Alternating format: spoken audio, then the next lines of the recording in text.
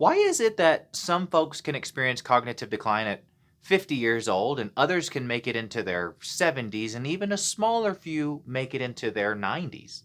Now, of course, there are less people that actually make it into their 90s, but I think you understand where I'm going with this. Oftentimes, I have people that come into my office for brain fog or cognitive type symptoms, and we will use objective testing like the Montreal Cognitive Assessment. And if you take a look at this test, they consider normal to be a grade of 26 out of 30. But here's the problem. I won't say a lot, but a good percentage of patients will score a 26 or higher, but they feel like they have an immense amount of brain fog. So, what am I supposed to tell them? Sorry, your numbers are normal? No, this person was likely capable at performing at much higher feats than the average individual. And so now it becomes my job to try and help this person once again perform at those higher feats. We are all unique creatures with our own unique experiences, which have shaped and structured our brains into the precise state that it's in today. And with that being said, I wanted to talk to you about something called brain reserve and cognitive reserve in today's video. Brain reserve first. What is brain reserve? Brain reserve refers to the actual size of the brain and number of neurons that you still have, the actual quantity. Within this article, they also state that clinical symptoms of disease occur after a certain fixed pathological threshold has been met, which may vary per person because in individuals with more brain reserve, it will typically take longer before this threshold is met as there is more to lose. Think about it like if I have $100 and I lose two, I probably won't cause a big fuss, but if I've only got $10 and I lose two, now I may start to panic a little bit. But the real question is, how important is brain reserve when it comes to one's actual intelligence? Because I'm sure that you've heard that you're born with all the neurons that you will ever have, and we're constantly losing neurons.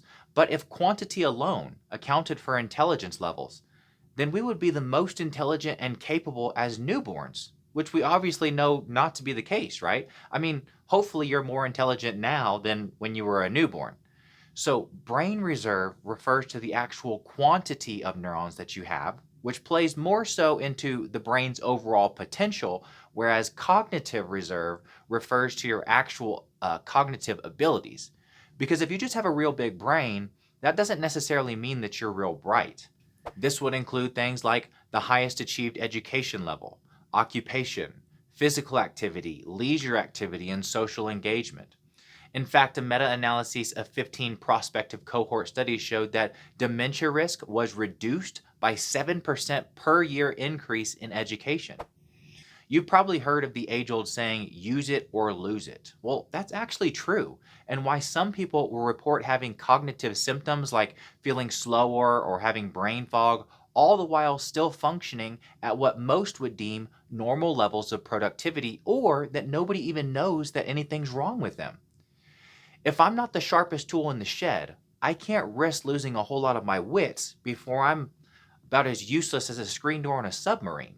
But if I have Einstein level intelligence and I'm knocked down a few rungs, I won't be as smart as I once was, but I may still be smarter than the average bear.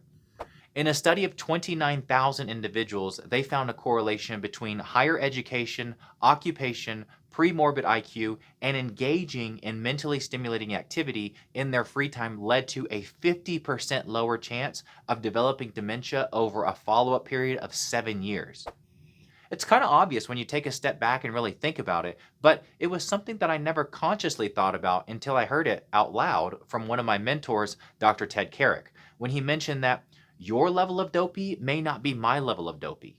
Meaning, as we age and our brains naturally degenerate year after year, we have to take into consideration all the things and activities that we have engaged in over the duration of our lifetime. Because if, let's say, that I sold scented pillowcases for 30 years and you asked me to name as many different scents as I can think of, I could probably whip up a pretty extensive list without exerting very much mental energy.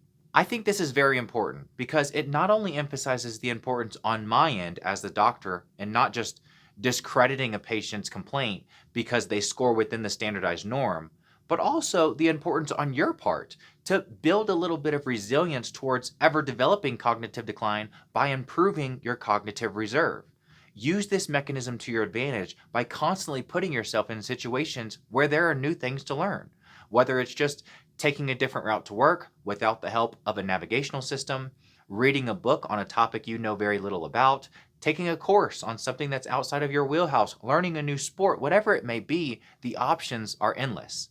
And if you'd like a little bit more help on either the fight against cognitive decline or just how to improve the quality of your brain and decrease your odds of ever experiencing this unfortunate situation, I have put together an entire course entitled Reversing Cognitive Decline, where I'll walk you through a systematic approach to managing cognitive decline and equip you with the tools necessary to improve the overall quality of your brain.